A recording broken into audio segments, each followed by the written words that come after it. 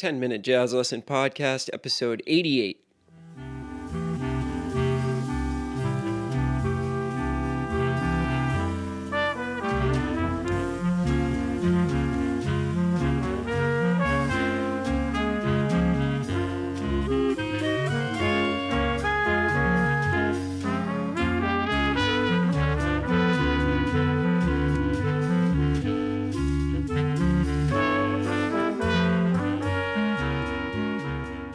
Hey everyone, welcome back to episode 88 of the 10-Minute Jazz Lesson Podcast. My name is Nick Manella, and I will be leading you through the next 10 minutes or so of a brand new short and concise jazz lesson.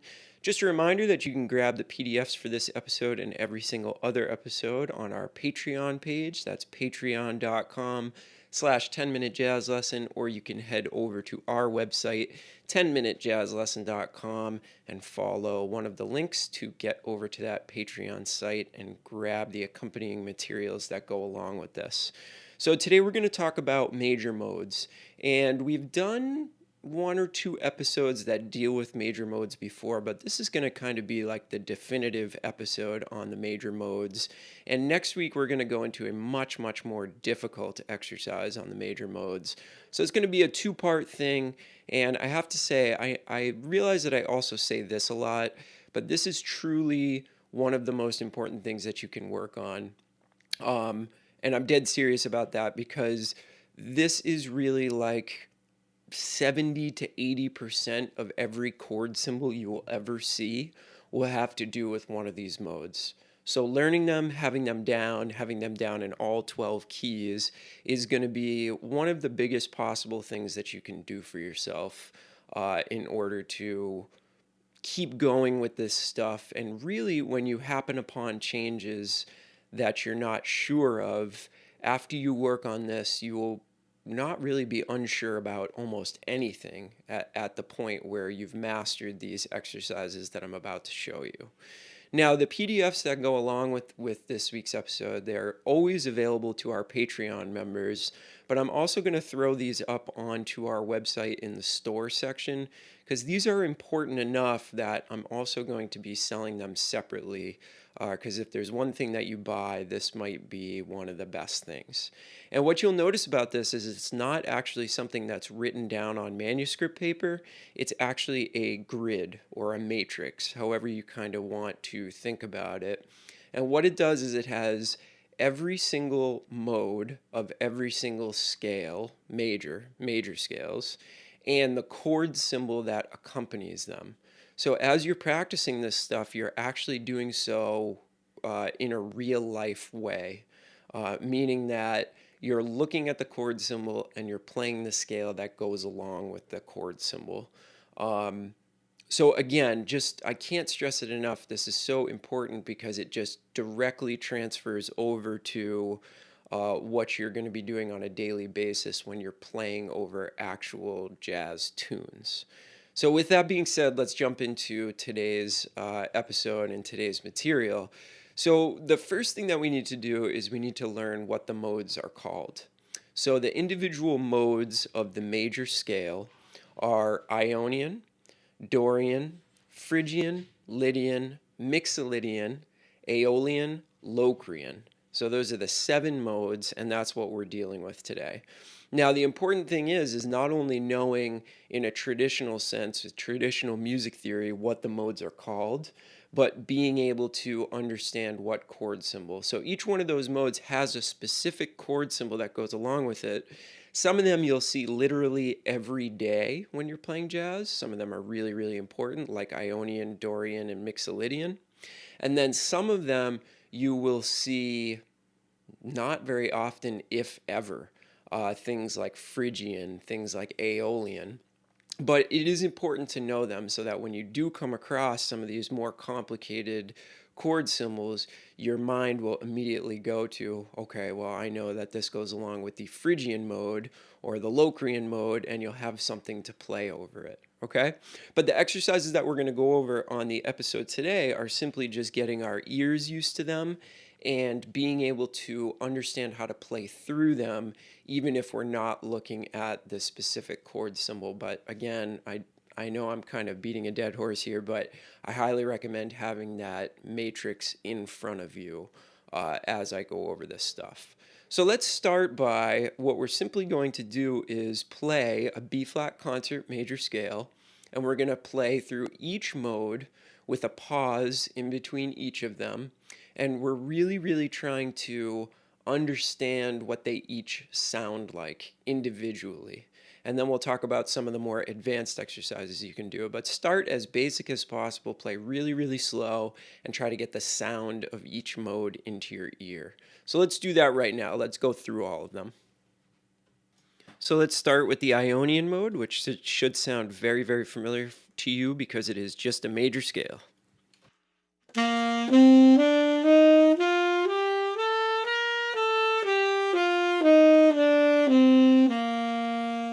Now we'll move on to the Dorian mode, which is also a very common scale that you will hear a lot. It's the 2 chord, the minor 7 chord.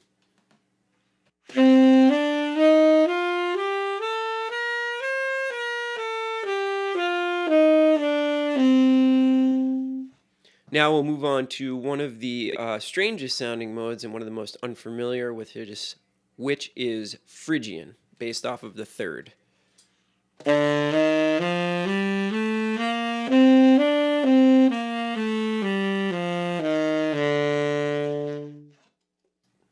Now we are going to move into Lydian, which will sound very close to a major scale, but with one important difference. This is based off of the 4th.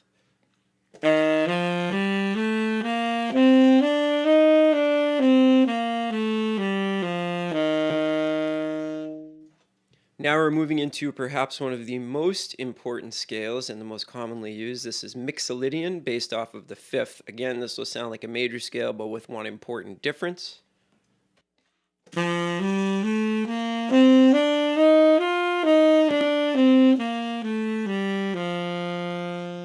Now we're going to move into Aeolian, which is really just a natural minor scale. And you won't see this one too often, but it's definitely important to know. Here's Aeolian.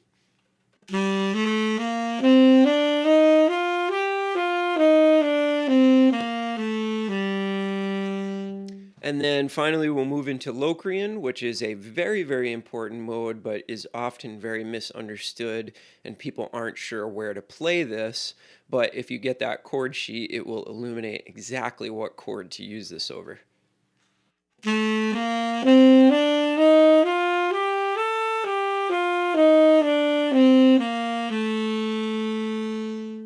So there you have it, all 7 modes of the major scale, and I think it's really important to spend the first little bit that you're working on this just investigating the sound of those.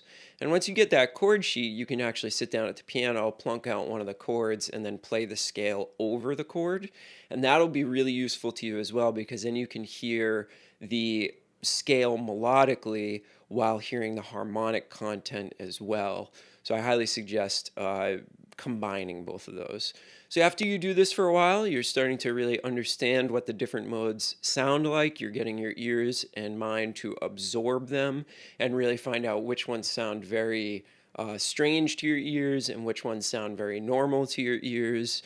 That'll give you a little bit of ideas moving forward on which ones you need to work on more, the sounds that you need to absorb a little bit more, and which ones you are pretty well versed in. I'm sorry, I'm getting very tongue-tied today. This is a important subject, and I'm trying to organize my thoughts on it to present it to you guys. So after you work on that individually, now it's time to actually play an exercise where you're combining all of them and actually reading those chord symbols on the sheet so that you're learning to associate the chord symbol with the scale.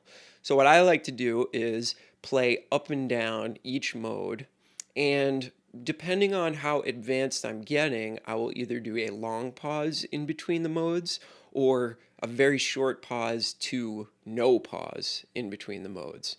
So what I'm going to demonstrate next is once I get really good at this and I feel comfortable and I feel like I'm really starting to get it and it's becoming automatic to me, then what I will actually do is play the modes with no pause in between them at a slightly faster tempo.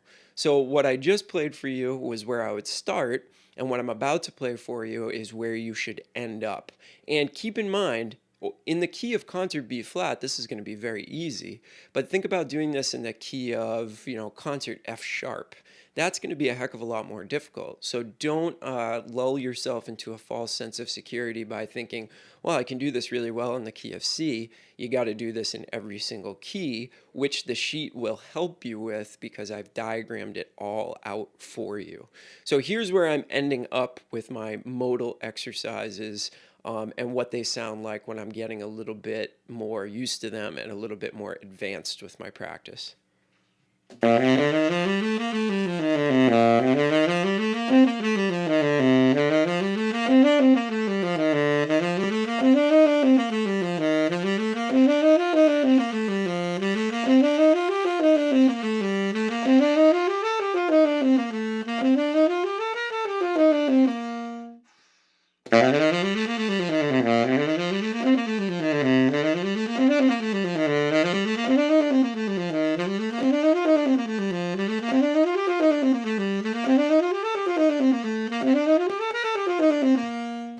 So that last one, the tempo at which I was doing that last exercise, I mean, try doing that in the key of concert F sharp. And that's how you really know, all right, I got this material down, or I need to go back and really, really settle myself into the fact that this is going to be a long process. And for most of you, unless you've done a lot of this before, it is going to be a very long process. So don't worry about it. Just take your time. All right. Now go grab the sheet. Now I realize that in this episode, I might be being a little bit cryptic in terms of I can't really reveal to you all of the information because it would take a heck of a lot longer than 10 minutes. It'd probably take about an hour to actually reveal all of this information to you. And you also have to understand that it's kind of tough for me because I understand I want to give you guys as much information as humanly possible on this podcast, but we also need to support ourselves financially. So that's why I encourage you to go and sign up for Patreon, where you get all of this stuff for a flat rate of $3 a month, or you can go to the store and buy the stuff individually. But it's just tough sometimes to try to, believe me, I would love to give you all this information for 100% free, no money involved whatsoever. But we just need a little bit of financial support. Unfortunately, we can't do this without support at all. So just wanted to kind of explain that if you feel like I'm being a little bit cryptic today and not revealing all the information to you. It's both a financial concern and a time concern. This is called the 10-Minute Jazz Lesson Podcast after all. So go and check out the sheet. I promise you it will be huge for you if this is stuff that you haven't studied yet. All right, so next week what we're going to do is we're going to turn this exercise into something that is way more difficult and show you how you can keep working on this in a much more advanced way as you work up your skill with these major modes. And then on future episodes, we're going to go into modes of different scales, which gets even more complicated, but is also very useful. So shoot me any questions you have, and we'll talk to you next week. Have a great weekend, everybody, and happy practicing. Bye.